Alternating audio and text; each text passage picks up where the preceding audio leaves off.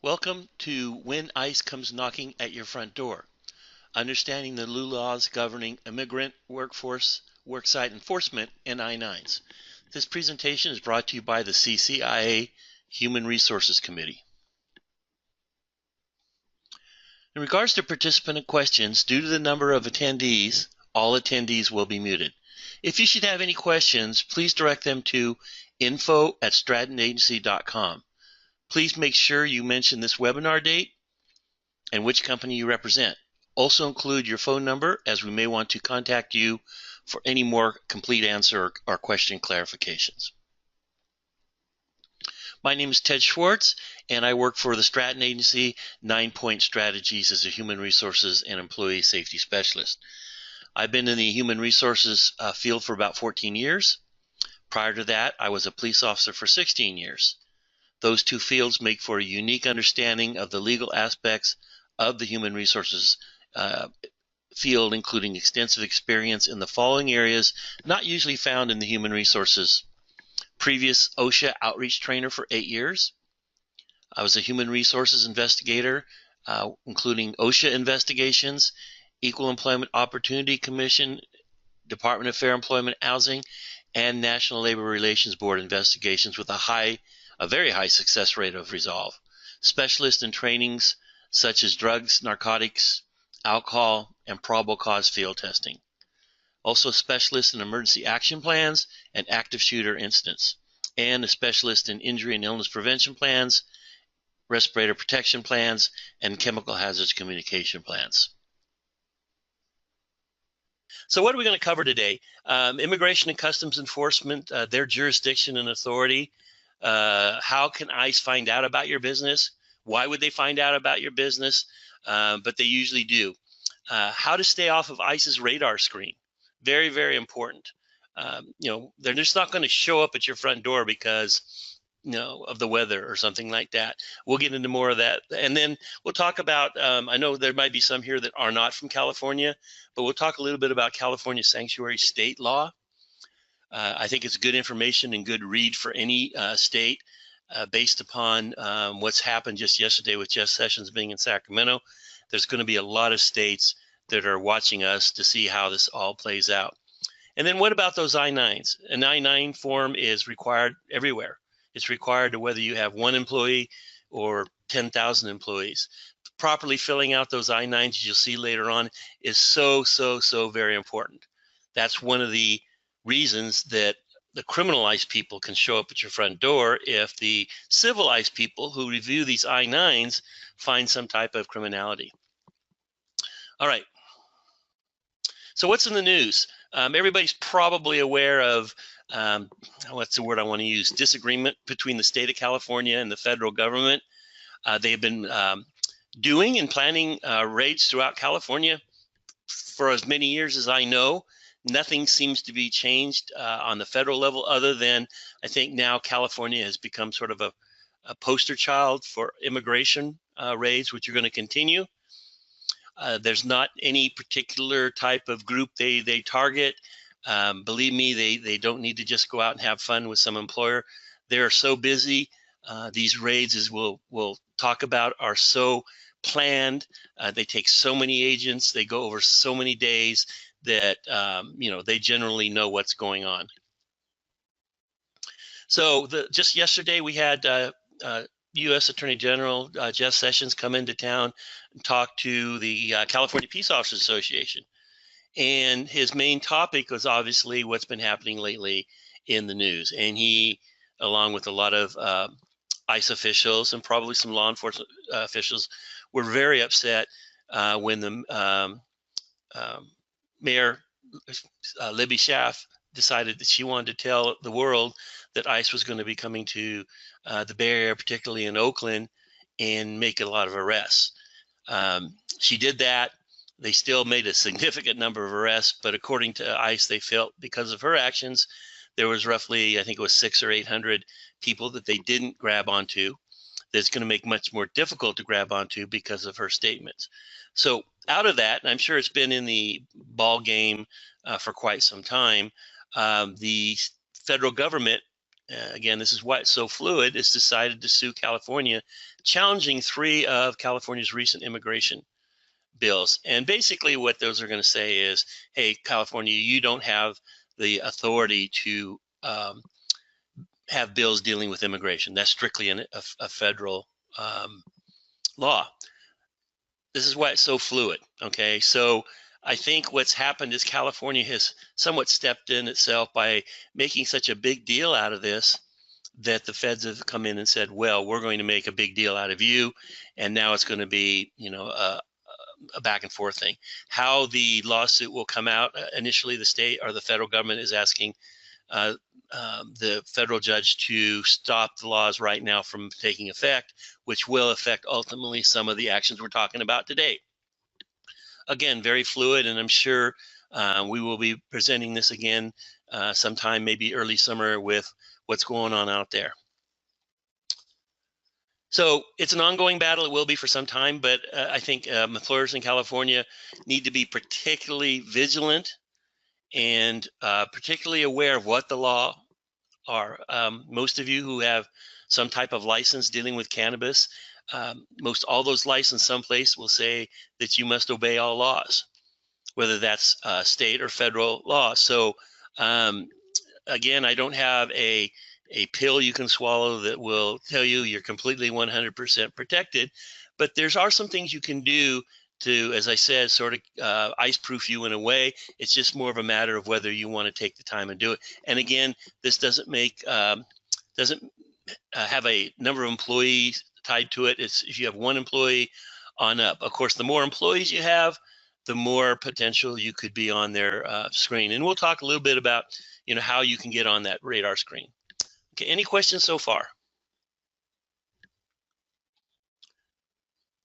So ICE really likes to target areas, obviously in San Francisco and Oakland. They like targeting the LA area. They will specifically look at sanctuary states as well as sanctuary cities. As part of what Jeff Sessions is suing the state of California is there's no real legalistic definition of what a sanctuary city or state entails. But they ICE can universally walk into any city, county, state, and have jurisdiction. What a lot of people don't realize is it's just not about ICE. There are a lot of other federal agencies that work with ICE, FBI, IRS, any of those types of agencies, federal parole. That's how they develop intelligence on where they're going to go in and target. Every federal agency has their own federal law enforcement jurisdiction. My experience is I've worked with ICE along with Department of HUD, dealing with people in Section 8 and public housing who were breaking the law. And out of that result could be a lot of different types of way the law enforcement agency would go. In fact, I think I've got a couple examples we'll talk about.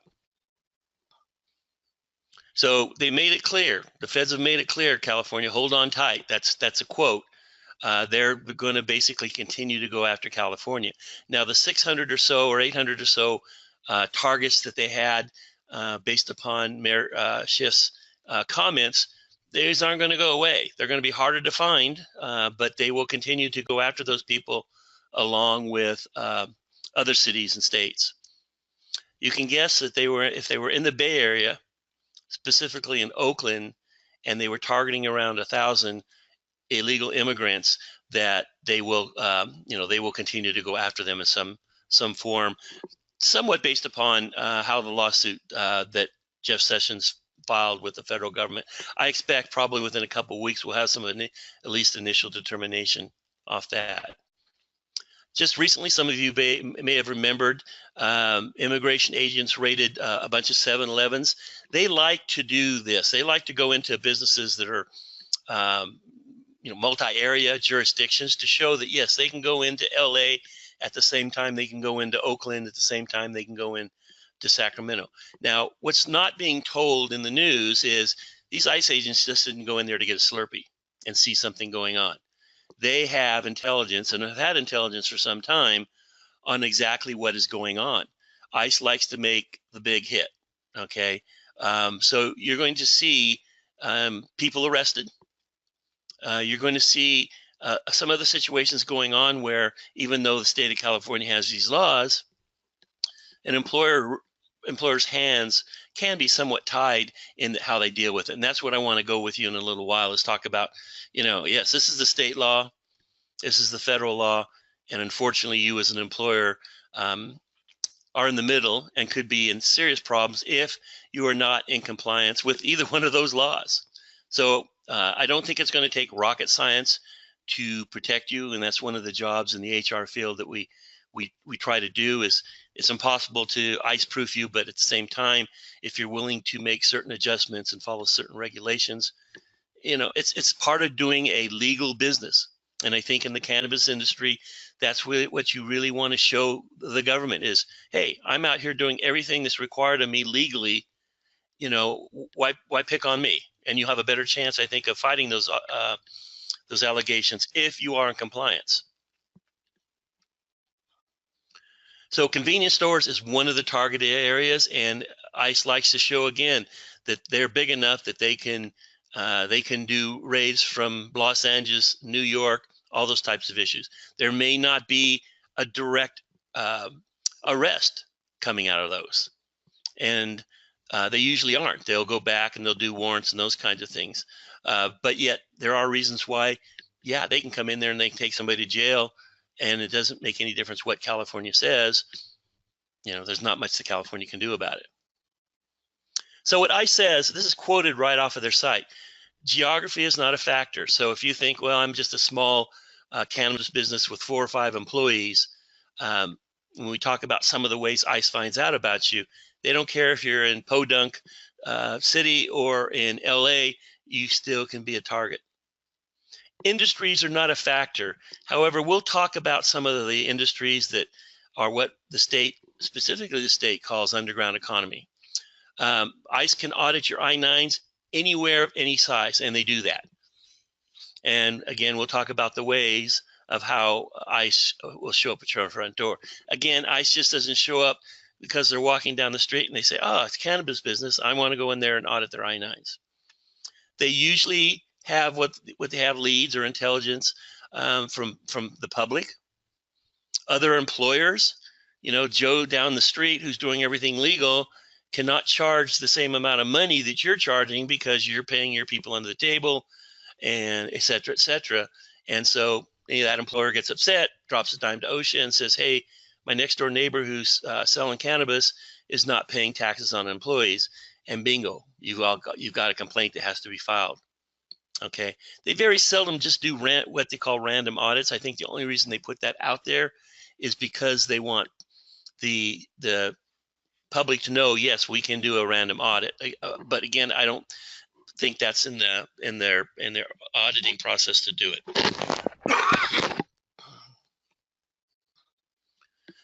Underground economies I don't want to upset anyone by using the word underground economy.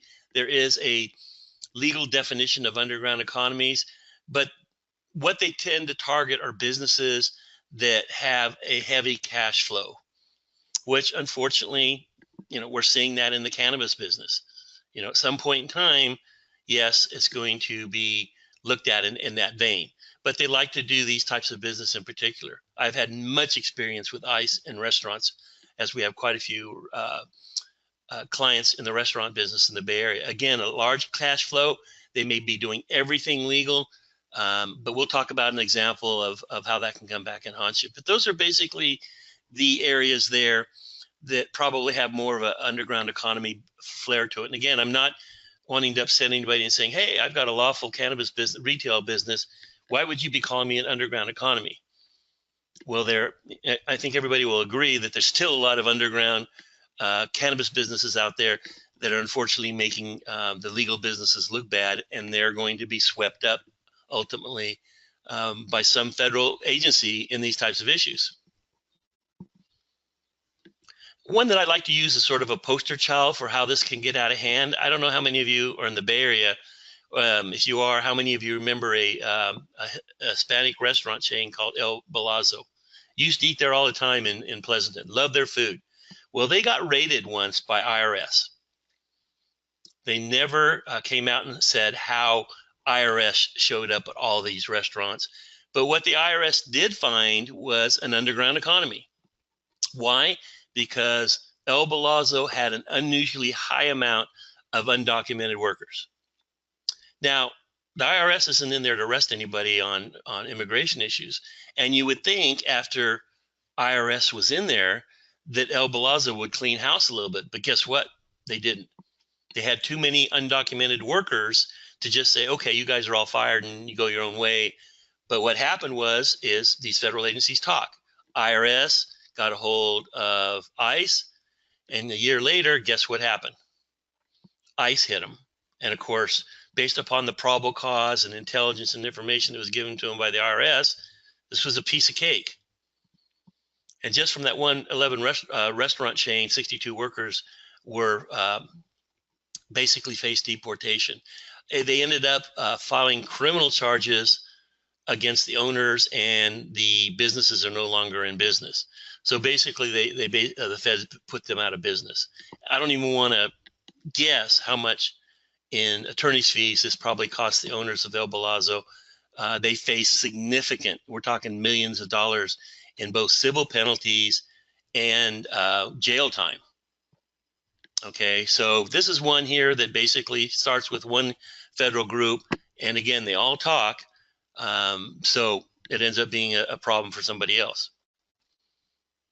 So how does ICE find out about you? I would say the number one reason is going to be a complaint from somebody, whether that's a citizen, as I said, your competition, or an employee, usually a disgruntled employee, somebody you terminated, drops a dime to ICE.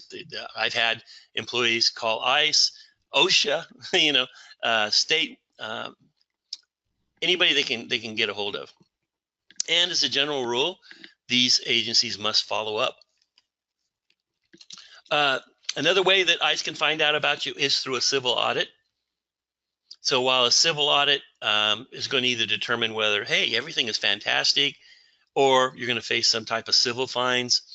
But if it meets a certain criteria, then the civil part of ICE is going to get a hold of the criminal part.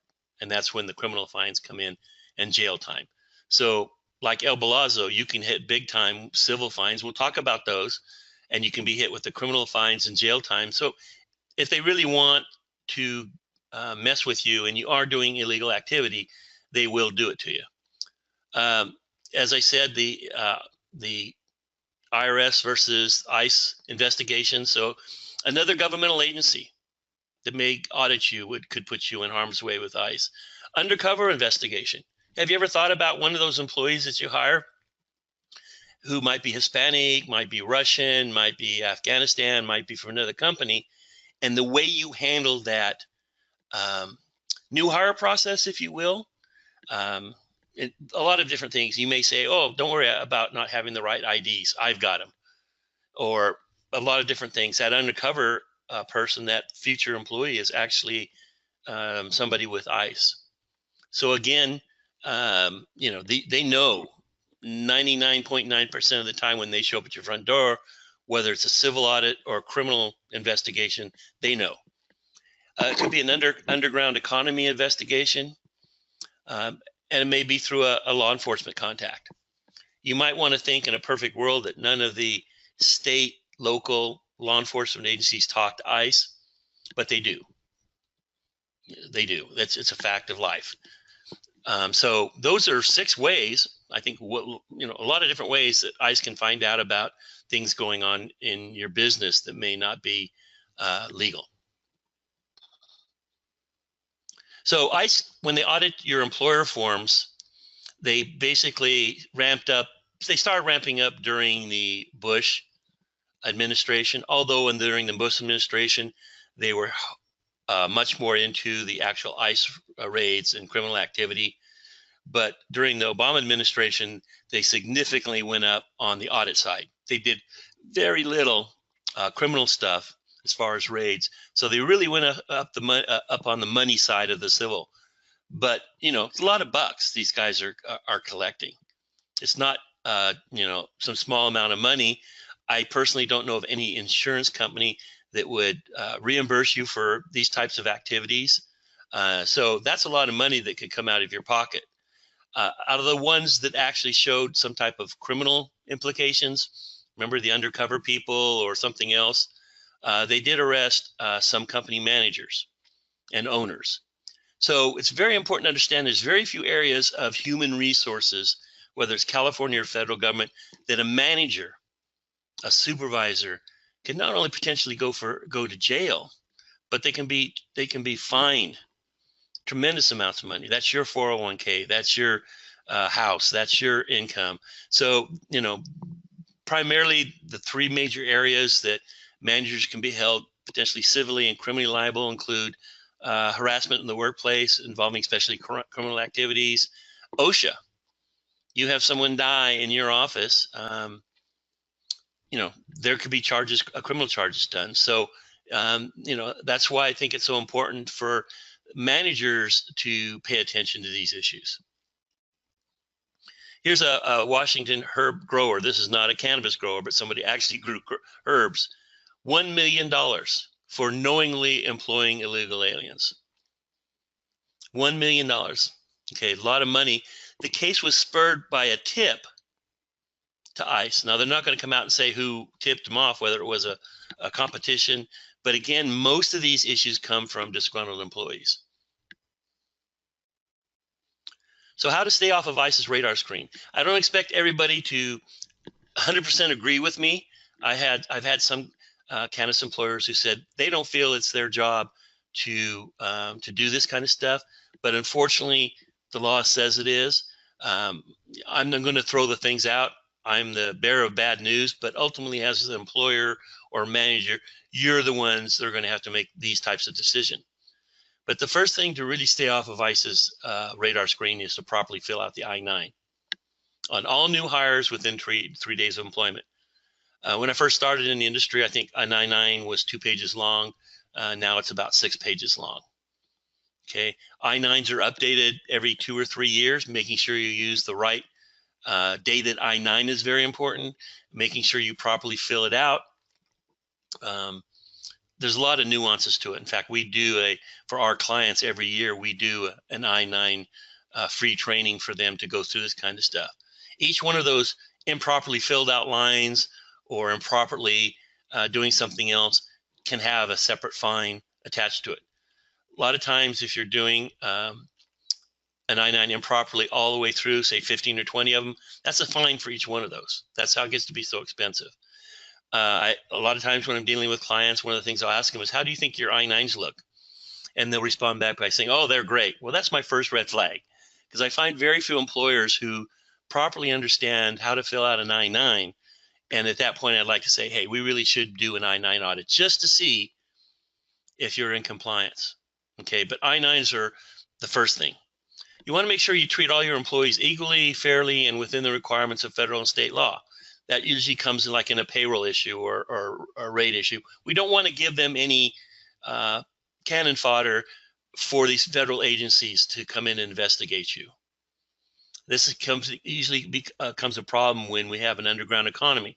El Balazzo's case, they were basically keeping 2 sets of books that when they did the IRS search warrant, they found the second set of books to show that the company was paying people differently and paying people under the table without paying taxes, all big no-nos.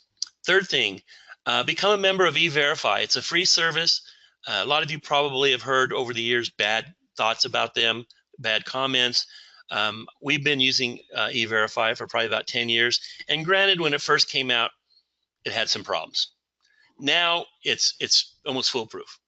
Okay, and there's a link down there to the site. We help our clients get on it. You use it for all new employees only. It almost comes back instantaneous. But that's sort of like a get out of jail free card for you with ICE, because if you're using this system on all new employees, you're basically saying the federal or basically the government is saying, hey, you can hire this person. So you have that record of everybody being hired that says, oh yeah, the government said. So it's almost like, hey, if you use E-Verify on everyone, you're going to pretty much have a safe business. Again, some people don't want to use it. It's not It's really pretty. Once you get through the rigmarole, it's pretty good. Then the other thing you can also use is what they call the Social Security number verification system or service. It's a online portal that anyone can sign up for. It's a great tool because you can use it at any time on anybody, on the whole entire group, and it's pretty quick. And what that does is verifies the Social Security number of an employee. Why is that important from an HR standpoint? Have you ever had an employee that you transposed a number on and didn't find out until 5 years later that you were using the wrong Social Security number? To fix that is a major nightmare. So you can actually go in and use this as a way to verify a Social Security number, person's name with the right number. Again, some may think it's a big brother thing, but I'm here to keep you safe. Okay, I'm here to make sure you use whatever tools that are available to you to make sure you have a viable business. A lot of questions come up. I did this class not too long ago live for a group of people, and I said, do you know what a federal warrant looks like? No. Do you know what a federal subpoena looks like? No. Well, yet, as you're going to find later on, California requires you to take certain steps and require those documents to be presented. Well, we can't get into a lot of detail here, but I specifically put in a slide here to sort of give you a little bit idea about warrants and subpoenas. So just when the state says, employer, you will not let this ICE person come into your business and search your I-9s or search your business for somebody without a warrant or subpoena. Well, you need to know the difference between that. But, these guys got guns. And I don't want to put anybody in harm's way, but, you need to understand some of the basics about subpoena and warrants to really protect yourself. I mean, that ICE agent could throw out a document and most employers might not even know what that document is. And there are ways around it legally, and we'll talk about those. I think it's very important for whether it's a small company or 15 or 20 employees to have someone designated to be like your ICE representative, okay? That person probably should have a little bit better understanding of what we're talking about today. That person should probably have some training specifically on I-9s. But if somebody from ICE or Department of Homeland Security shows up, that should be the only person that talks to them. The agent that shows up at your front door and you start, rattling off, I need this and this, and not letting you do that and that, I really think sets a bad tone. But yet somebody that's purposely trained in this kind of stuff, that's authorized to meet with these people, I think will get along a lot better. We see this a lot of times with OSHA when they show up at your front door. If you're not trained on what to say, what to do, what is needed when OSHA shows up at your front door, it's going to go downhill real quick. This is the same thing. You want to have somebody that's trained at a little bit higher level than a secretary or somebody or a guard sitting at a front door. Okay, any questions? You guys have been very quiet here. Okay, these fines can be very expensive, especially when you're talking about harboring. And basically what harboring means is not only have you employed them, but you're also protecting them. You might be providing them in exchange for an hourly wage, housing, working off a debt. All those kinds of things are illegal. But these people that are arrested for this, especially in harboring, and this is what they're trying to look at for the Oakland mayor is, did she in fact harbor criminals by telling them that ICE was coming up to their front door?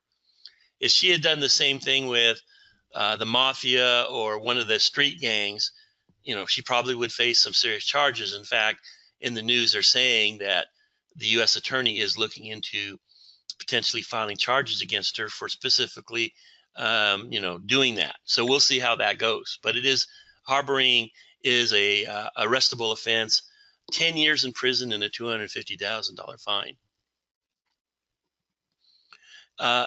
As I said earlier, ICE likes to go after these big chains, but again, it's not without some type of intelligence that they know beforehand. And they've hit Chipotle, who had to fire hundreds of employees just in the state of Minnesota. This is what ICE really, really likes to do. And all that came out of an I-9 audit. So again, somebody went in legally and did a civil audit probably.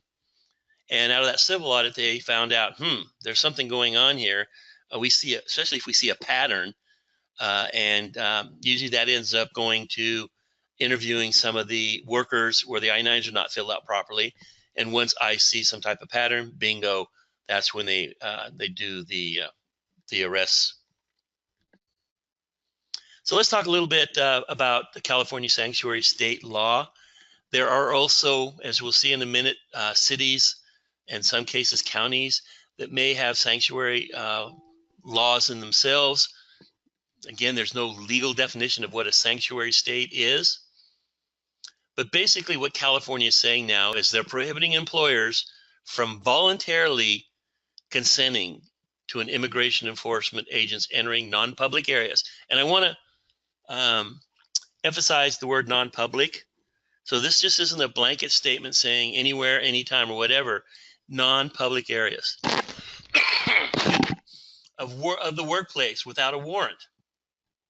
Now, there's various types of warrants. We'll talk about those, but there's a lot of float in that type of statement into just what an employer can and cannot do if they don't know what that warrant looks like, what the immigration people are doing there.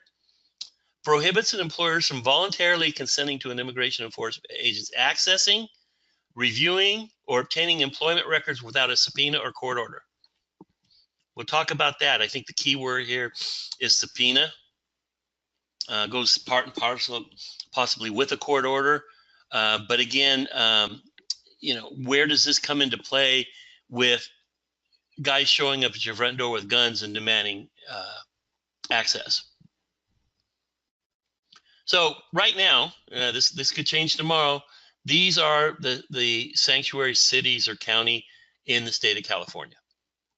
Public information, ICE knows it, we know it. So just if you're in one of these jurisdictions, you want to be specifically aware of not only what we're talking about as far as California, but there could even be some specific nuances at the county level. Now, I don't know of any county district attorney yet that has prosecuted any employer. In fact, I don't know of anybody at the state level right now, but if Jeff Sessions has his way, this is all going to be put on hold really, really soon. And when it does, we'll send out information to our clients, letting them know what is business as usual. There are also numerous jurisdictions throughout the state of throughout the United States. So it's not just California they're looking at. I was surprised when I saw this picture just how many sanctuary cities are up in Washington and Oregon. Seems to be a big area up there. Employers must provide current employees with a notice of any inspection of I-9 forms or other employment records within 72 hours of receiving the notice. What this doesn't say is that 72 hours after or before the inspection has already happened. Seems to me it's sort of like closing the barn door with the cows already getting out if the notice comes after they've already done the I-9 forms. The state also says if you're a unionized group of people, there also must be a notice given to the collective bargaining representation, which is basically a union type situation. I don't think we've got any cannabis organizations yet that are unionized. So later, after the federal inspection has been completed, employers must provide the employees or their union representative with a copy of the inspection results within 72 hours of receiving it. This includes any written notice from ICE about the obligations of the employer and the affected employee that rise from the inspection. I see a problem with this is I'm not sure ICE is going to provide that within 72 hours. What's that, 3 days? So, you might be sending out a notice of inspection to within 72 hours and be able to tell them absolutely nothing. ICE is not obligated at that particular time by federal law to provide the employer with anything. Okay, they may say, hey, everything's perfect, see you later, fine. But if there's going to be any follow-up investigation, really ICE would be sort of deficient in their own requirement by saying this is what we're going to investigate. So under very, very important, again, we'll talk a little bit about these subpoenas and other thing. So what can happen to the employer? Penalties for failure to comply with the new law range from $2,000 to $10,000 per violation. And as I said, it's yet to see if any local district attorney will go after employers. The state attorney general in California has already said he's willing to do it, but they're not in a position to go after 200 or 300 or 400 employers at the time. So it'd be very, very expensive. That's per violation. The labor commissioner is involved in this. She's actually come out and she's told her employees, this would be labor commissioner employees, to require presentation of warrants or subpoenas before allowing ICE to set foot in commission facilities. There's going to be a workaround to this for ICE, and we'll talk about that. But again, the federal government is looking at what point does this become a harboring issue when you specifically do not or want to not allow ICE to come into your business. Trust me, if they want to come in, they're going to come in. And I've got a question here, so bear with me.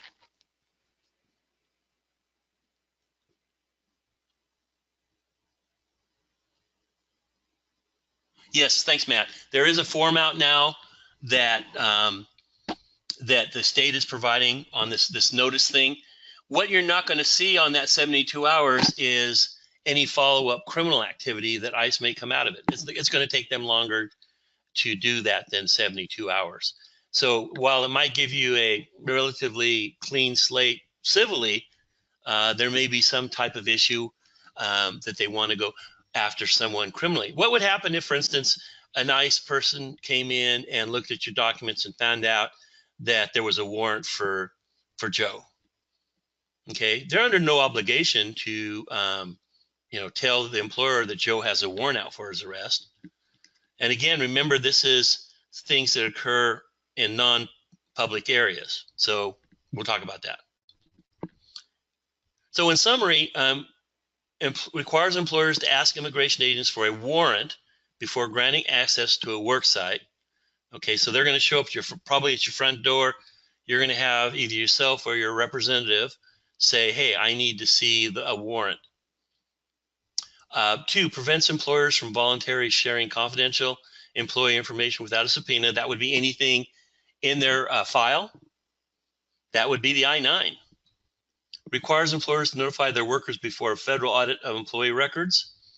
Gives the Attorney General and Labor Commissioner exclusive authority to enforce new provisions of state labor laws.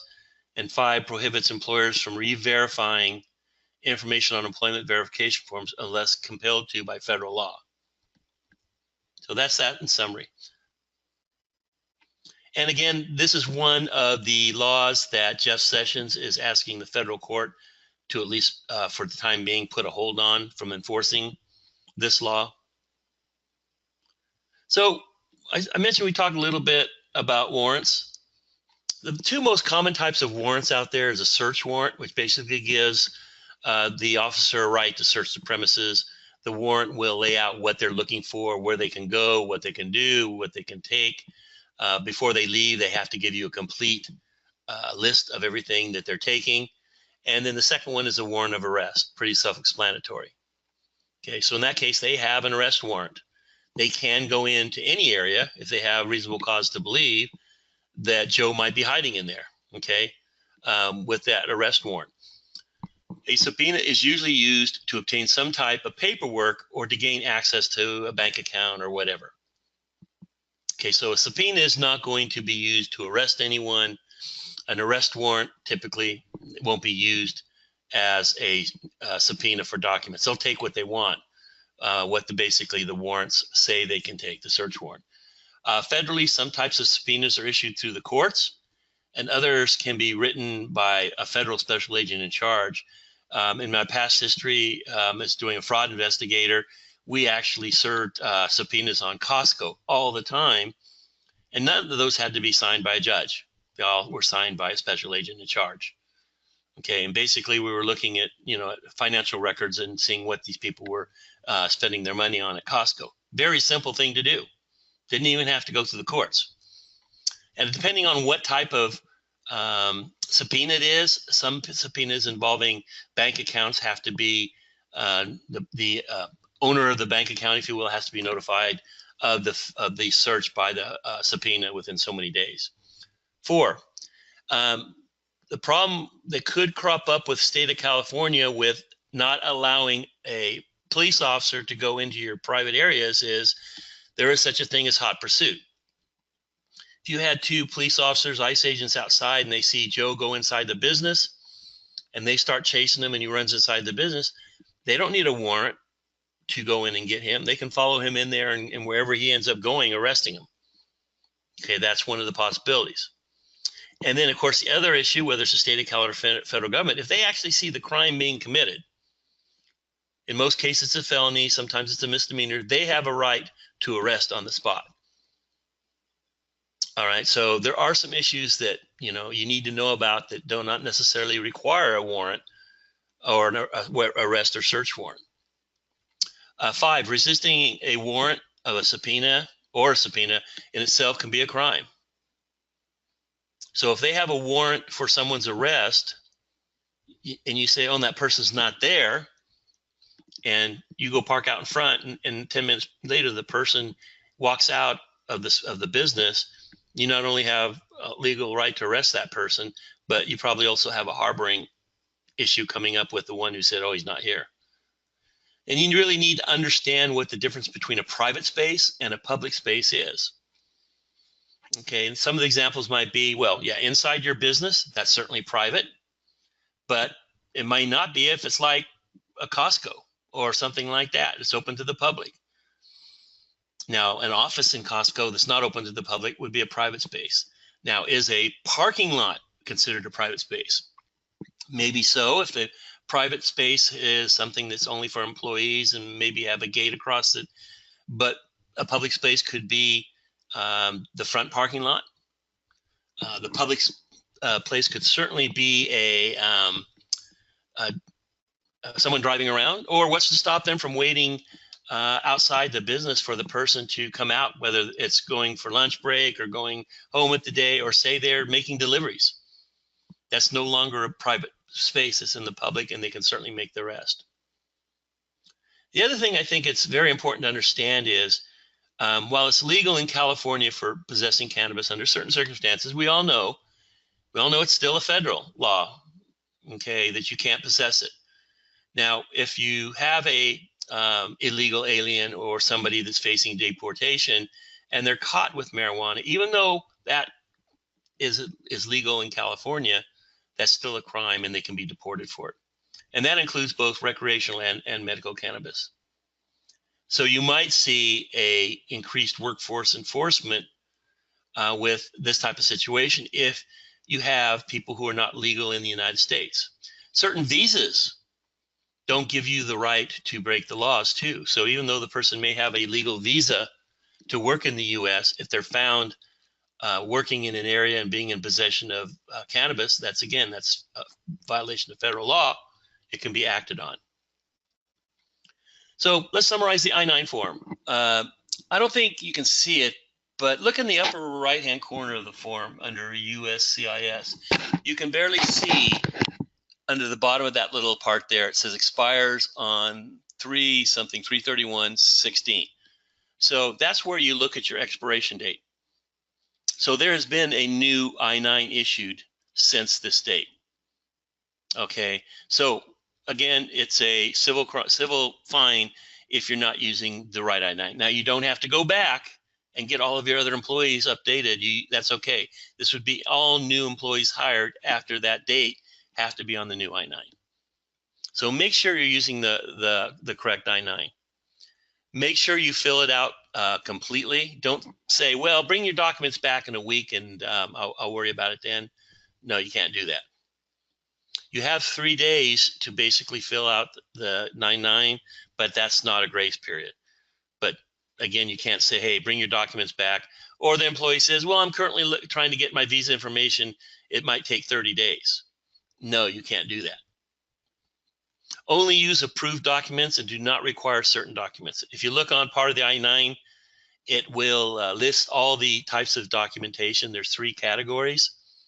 Things like a current passport is okay as a standalone document. A lot of employers get a Social Security card and they get a driver's license. That's fine, again, as long as they're current. But you can't say, hey, employee, I'm always going to accept nothing more than a Social Security card and driver's license. You can't do that. You got to give them the option of using any one of the categories. Excuse me. Certain I-9s can expire depending on their right to be in the United States working. I mean, I've seen all sorts of things. I've seen employers accept Social Security cards that actually say right on them, do not use for employment. I've seen one of the ones I used to like was, of course, I'm dating myself, is the metal Social Security card that you used to get at fairs and carnivals. It can't be a facsimile. It's got to be a actual Social Security card. Now, no one's saying you have to be a professional at identifying a fraudulent cards, but at the same time, those types of things are pretty self-explanatory. Keep your I-9s locked up. Most of my HR types not only lock them up in a file, but lock their office door when they leave. If you want the perfect document for identification fraud, this would be the one to get your hands on. We recommend also that you do not keep the verifying documents. There is no law requiring you to photocopy the documents. In fact, we don't like it. Again, that information in the wrong hands could be really bad. Why keep it if you don't need it? Now, in talking to friends of mine who are ICE agents, they say, oh yeah, we want the copies. Well, you know why they want the copies. They want to see the mistakes. Well, we recommend you don't keep the copies. You don't keep copies on anybody. You don't do copies on your rank and file, but not on your owners or something like that. If they're actually considered employees, everyone has to have an I-9. And there is the website on how to complete and correct an I-9 form. Fines, as you can see, are very, very expensive. Again, these go from the civil fines for technical violations, and they can go from anywhere from $220 to $2,191. And as I said earlier, these are stackable. So if you've been doing every I-9 wrong, then they're going to hit you for each one of these. And there's somewhat technical ways of the fines based upon how often they're being done and those kinds of things. So if you're really interested in seeing how these tiers work, there's the location. I think what really gets employers upset is the stacking of violations. They didn't know any better. It's not a criminal aspect, but yet every I-9 is incorrect. And I'll tell you, I don't see I was looking for one of there's a box, I think it's on the back side now, where a lot of people don't fill it out. It's right in the middle of a paragraph, about mid location, and it requires a date. And I just see a lot of employers glossing over it for some reason. And that would be a violation in itself that could go from 220 to 2,191. And these go up every year. So let's talk about summary. We're almost out of time here. Bottom line, people, when they show up at your front door, whether it's a civil audit or criminal action, they know what's going on. Okay, they know what's going on. So, to try to, shine them on or say, hey, can you come back in a week? Or the state says, I can't even let you walk in here. You really better know what you stand on. That's why I think it's very, very important to have that one person in your company that has a little bit more training and a little bit more understanding of this, so that, you don't get in trouble with ICE. All right, do we have any questions? Various ways to get questions to us. Again, if you have it, you can certainly type it into your questions box. Phone numbers galore. The info@strattanagency.com is a good way to get a hold of us if you have any particular questions. I may not be able to answer them all. They may be a little more complicated. For those of you that are just starting out in business, I think it's very important to start right from the very beginning. If there's going to be any major challenges, it's really going to be when you've been going for a year or two and you've been working a certain way and it's been wrong, and then bang, you get hit, and then all of a sudden what normally would be a $300 initial mistake is now $100,000. Okay, so it's very important, I think, to start on the straight and narrow. If you don't want to do something, it's against your whatever you don't want to, that's fine. But again, I think you need to know the information. So we're here to help. HR is a big part of what we do, safety, certainly training, and the insurance side of things. Okay. Want to thank everybody for attending. I got 11:56, so I think we've got great time. And Justin, you want to say anything before we end? Yeah, just thank you, Ted, for doing this, and thank 9 Point Strategies and the entire Human Resources Committee over at CCIA. This will be available probably in a few weeks or so in terms of up on the website, but keep a lookout from emails, not only for availability of this afterwards, but all of upcoming webinars, and just we send out a few emails to members every week. So if you're not receiving those, please feel or have any other questions about your membership, please reach out to me. My info is just justin@cacannabisindustry.org, which is just my first name and the URL handle of the website. So I think that's about it. But yes, thank you to our HR committee, Ted and 9 Point. Thank you all. And have a good day.